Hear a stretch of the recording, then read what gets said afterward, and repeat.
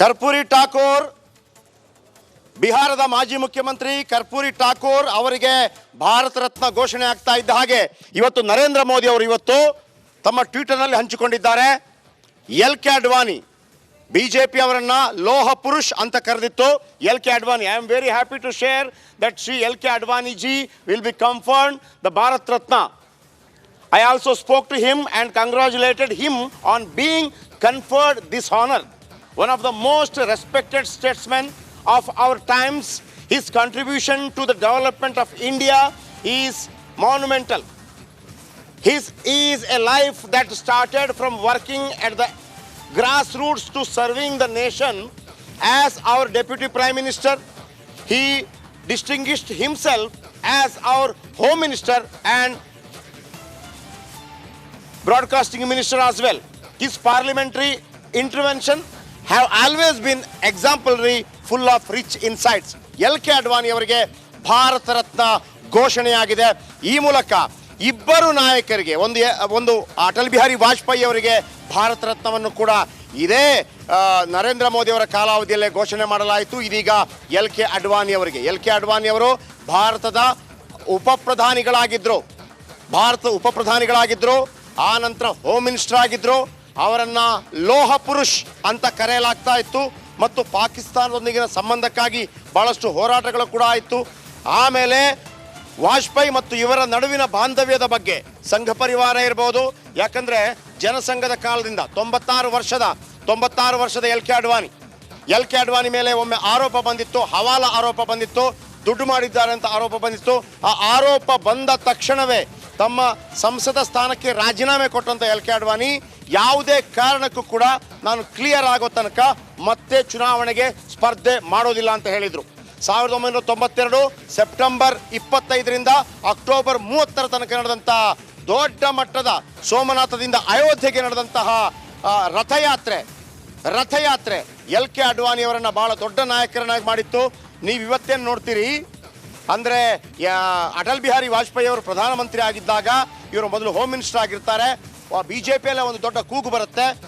ಅಟಲ್ ಬಿಹಾರಿ ವಾಜಪೇಯಿ ಸ್ವಲ್ಪ ಸಾಫ್ಟ್ ಆಯಿತು, ಎಲ್.ಕೆ. ಅಡ್ವಾಣಿ ಅವರು ಪ್ರಧಾನಮಂತ್ರಿ ಆಗಬೇಕು ಅಂತೇಳಿ ದೊಡ್ಡ ಮಟ್ಟದಲ್ಲಿ BJP ಎಲ್.ಕೆ. ಅಡ್ವಾಣಿ ಅವರನ್ನ ಪ್ರಧಾನಿ ಮಾಡಬೇಕು ಅಂತೇಳಿ ಒಂದು ಘೋಷಣೆ ಆಗುತ್ತೆ. ಆದರೆ ಎಲ್.ಕೆ. ಅಡ್ವಾಣಿ ಅವರನ್ನು ಕೇಳಿದಾಗ ಅವ್ರು ಹೇಳ್ತಾರೆ, ಯಾವತ್ತಿಗೂ ಅಟಲ್ಜಿನೇ ಪ್ರಧಾನಿ. ಮೂಲತಃ ಪಾಕಿಸ್ತಾನ ಅಂದರೆ ಅವಿಭಜಿತ ಪಾಕಿಸ್ತಾನದಲ್ಲಿ ಹುಟ್ಟಿದಂಥವ್ರು ಎಲ್.ಕೆ. ಅಡ್ವಾಣಿ. ಲಾಲ್ ಕೃಷ್ಣ ಅಡ್ವಾಣಿ 92ರ ಭಾಳ ದೊಡ್ಡ ಮಟ್ಟದ ರಥಯಾತ್ರೆ BJPಗೆ ದೊಡ್ಡ ಮಟ್ಟದಲ್ಲಿ ಒಂದು ಸಕ್ಸಸ್ ತಂದುಕೊಟ್ಟಿತ್ತು. ಈ ನಂತರ ಅವರ ಮೇಲೆ ಅನೇಕ ಕೇಸ್ಗಳು ಕೂಡ ಇತ್ತು. ಆ ಕೇಸ್ಗಳೆಲ್ಲ ಒಂದೊಂದಾಗಿ ಬಿದ್ದು ಹೋಗಿದೆ.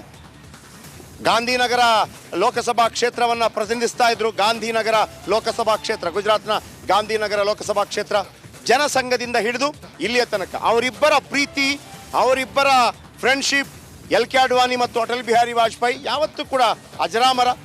ಎಲ್.ಕೆ. ಅಡ್ವಾಣಿ ಭಾಳ ಉಗ್ರ ಪ್ರತಿಪಾದಕರಾಗಿದ್ದರು, ಹಿಂದುತ್ವದ ಪ್ರತಿಪಾದಕರಾಗಿದ್ದರು. ಆಗಿನ ಕಾಲದಲ್ಲಿ 90ರ ಕಾಲದಲ್ಲಿ ಅವರ ಭಾಷಣಗಳನ್ನು ಕೇಳೋದಕ್ಕೆ ಲಕ್ಷಗಟ್ಟಲೆ ಜನ ಬರ್ತಾ ಇದ್ರು. ಒಂದು ಹಂತದಲ್ಲಿ ಅಟಲ್ ಬಿಹಾರಿ ವಾಜಪೇಯಿಗಿಂತಲೂ ಒಂದು ಹೆಜ್ಜೆ ಮುಂದೆ ಹೋಗಿದ್ರು. ಆದರೂ ಕೂಡ ಅವ್ರಿಗೊಂದು ಅವಕಾಶ ಇದ್ದರೂ ಕೂಡ RSS ಕೂಡ ಎಲ್.ಕೆ. ಅಡ್ವಾಣಿ ಪ್ರಧಾನಿ ಆಗಬೇಕು ಅನ್ನುವಂಥ ಒಂದು ಮಾನಸಿಕತೆಯಲ್ಲಿ ಇದ್ದಾಗಲೂ ಕೂಡ ಸ್ವತಃ ಎಲ್.ಕೆ. ಅಡ್ವಾಣಿ ಅವರು ಹೇಳ್ತಾರೆ, ಅಟಲ್ ಬಿಹಾರಿ ವಾಜಪೇಯಿ ಅವರು ಎಲ್ಲಿ ತನಕ ಇರ್ತಾರೋ ಅವರೇ ಪ್ರಧಾನಿ ಅಂತ. 2009ರಲ್ಲಿ ಇವರದ್ದೇ ನೇತೃತ್ವದಲ್ಲಿ BJP ಪಕ್ಷ ಚುನಾವಣೆಯನ್ನು ಎದುರಿಸುತ್ತೆ. 2014ರಲ್ಲಿ ಕೂಡ ಇವರದ್ದು ಅಂತಿರುತ್ತೆ. ಆದರೆ ಕೊನೆಗಳಿಗೆಯಲ್ಲಿ ರಾಜನಾಥ್ ಸಿಂಗ್ ಅವರು ನರೇಂದ್ರ ಮೋದಿ ಅವರ ಹೆಸರನ್ನು ಘೋಷಣೆ ಮಾಡ್ತಾರೆ. ಅಲ್ಲಿಂದ ನಿರಂತರವಾಗಿ ನನಗೀಗಲೂ ನೆನಪಿದೆ, ಯಾವಾಗ ನರೇಂದ್ರ ಮೋದಿ ಅವರು ಪ್ರಧಾನಿಯಾಗಿ ಸಂಸತ್ ಒಳಗೆ ಪ್ರವೇಶ ಮಾಡ್ತಾರೆ, ಅಲ್ಲೊಂದು ಮೀಟಿಂಗ್ ಆಗುತ್ತೆ. ಆ ಮೀಟಿಂಗ್ ಸಂದರ್ಭದಲ್ಲಿ ಎಲ್.ಕೆ. ಅಡ್ವಾಣಿ ಒಂದು ಮಾತನ್ನು ಹೇಳ್ತಾರೆ, ನರೇಂದ್ರ ಬಾಯಿ ಕೆ ಕೃಪಾ ಸೆ BJP ಆಜ್. ನರೇಂದ್ರ ಮೋದಿ ಅವರ ಕೃಪೆಯಿಂದಾಗಿ BJP ಇವತ್ತು ಅಧಿಕಾರಕ್ಕೆ ಬಂದಿದೆ ಅಂತ ಹೇಳಿ. ಆಗಷ್ಟೇ ಪ್ರಧಾನಮಂತ್ರಿಯಾಗಿ ಇನ್ನೂ ಕೆಲವು ಗಂಟೆಗಳಾಗಿರಲಿಲ್ಲ. ನರೇಂದ್ರ ಮೋದಿ ಆ ಭಾಷಣದಲ್ಲಿ ಅವರಿಗೆ ದುಃಖ ಉಮ್ಮಳಿಸಿ ಬರುತ್ತೆ. ಅಡ್ವಾಣಿಜಿ ಐಸಾ ಬಾತ್ ಮತ್ ಕರೆ, ಐಸಾ ಶಬ್ದ ಉಪಯೋಗ ನಾ ಕರೆ, ಆ ಶಬ್ದ ಉಪಯೋಗ ಮಾಡಬೇಡಿ. ನನ್ನ ಕೃಪೆನ ಭಾರತ ಮಾತೆಗಾಗಿ ಏನು ಹೋರಾಟ ಮಾಡೋದು, ಭಾರತ ಮಾತೆಗಾಗಿ ಹೋರಾಟೋದು ಕೃಪೆ ಹೇಗಾಗತ್ತೆ? ಭಾರತೀಯ ಜನತಾ ಪಕ್ಷ ಹೇಗೆ ಭಾರತ ಮಾತೆ ನನ್ನ ತಾಯಿಯೋ, ಭಾರತೀಯ ಜನತಾ ಪಾರ್ಟಿ ಕೂಡ ನನ್ನ ತಾಯಿ ಒಂದು ಅಧಿಕಾರಕ್ಕೆ ಬರುವ ಹಾಗೆ ಹೋರಾಟ ಮಾಡೋದು ಕೃಪೆ ಹೇಗಾಗತ್ತೆ ಅಂತ ಹೇಳ್ತಾರೆ.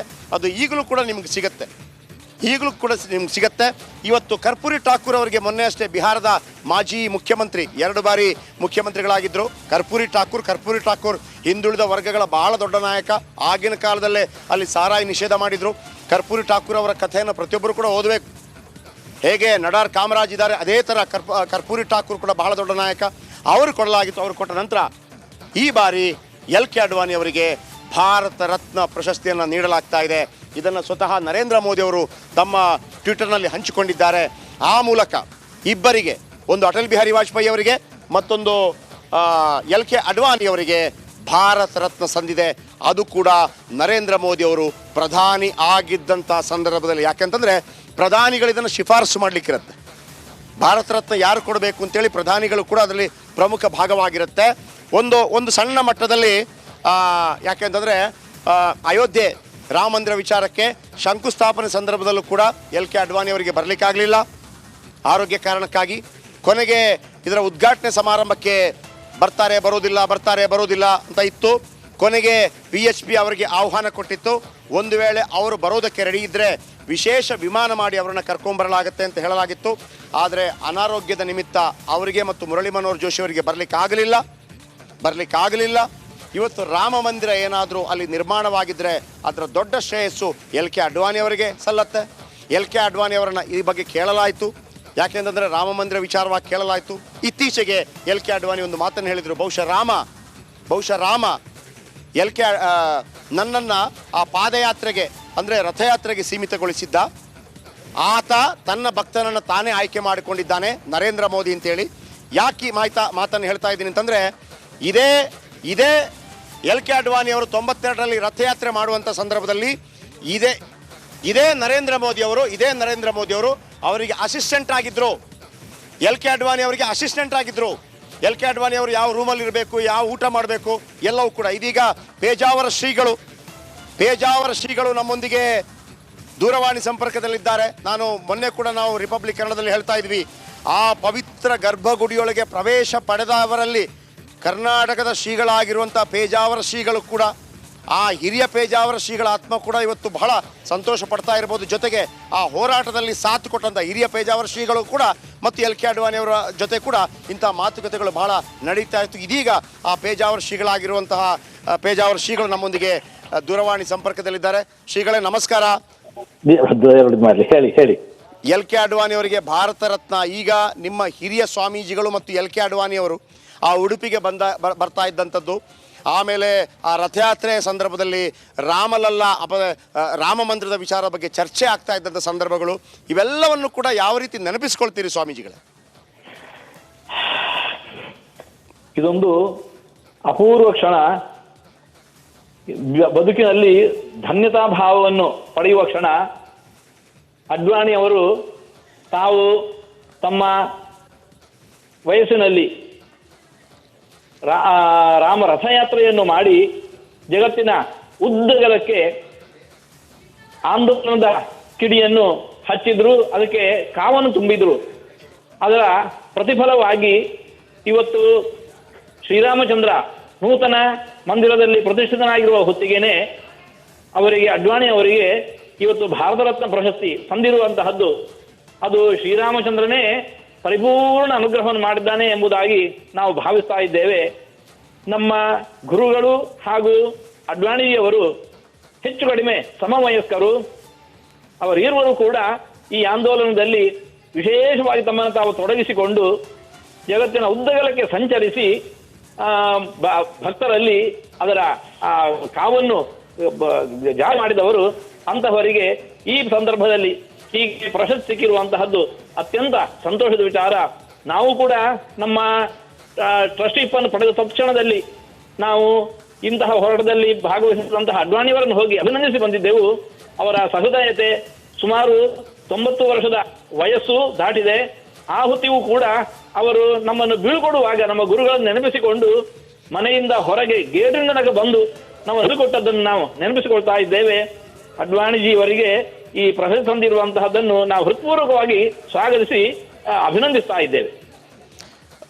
ಗುರುಗಳೇ, ಅಡ್ವಾಣಿಯವರದ್ದು ಮಾತನ್ನು ಹೇಳಿದರು, ಬಹುಶಃ ರಾಮ ನನ್ನನ್ನು ರಥಯಾತ್ರೆ ಮಾಡು ಅಂತ ಕಳಿಸಿರಬೇಕು, ಆತ ತನ್ನ ಶಿಷ್ಯನನ್ನು ತಾನೇ ಆಯ್ಕೆ ಮಾಡಿಕೊಂಡಿದ್ದಾರೆ ನರೇಂದ್ರ ಮೋದಿ ಅವರನ್ನ ಉದ್ಘಾಟನೆ ಮಾಡಬೇಕು ಅಂತೇಳಿ. ಯಾಕಂದರೆ ಏನು ರಥಯಾತ್ರೆ ಸಂದರ್ಭದಲ್ಲಿ ಪೇಜಾವರ ಹಿರಿಯ ಸ್ವಾಮೀಜಿಗಳು ಎಲ್ ಕೆ ಅಡ್ವಾಣಿ ಮತ್ತು ಎಲ್ ಕೆ ಅಡ್ವಾಣಿ ಅವರ ಅಸಿಸ್ಟೆಂಟ್ ಆಗಿ ಇದೇ ನರೇಂದ್ರ ಮೋದಿ ಅವರಿದ್ದರು. ಆದರೆ ನಮ್ಮ ಪ್ರಶ್ನೆ, ಅನೇಕ ಬಹುಸಂಖ್ಯಾತ ಹಿಂದೂಗಳಿಗೆ ಒಂದು ಬೇಸರ ಇತ್ತು, ಈ ರಾಮ ಮಂದಿರ ಉದ್ಘಾಟನೆ ಸಂದರ್ಭದಲ್ಲಿ ಮತ್ತು ಶಂಕುಸ್ಥಾಪನೆ ಸಂದರ್ಭದಲ್ಲಿ ಎಲ್ ಕೆ ಅಡ್ವಾಣಿ ಅವರಿಗೆ ಬರೋಕ್ಕಾಗಿಲ್ಲ ಅಂಥೇಳಿ.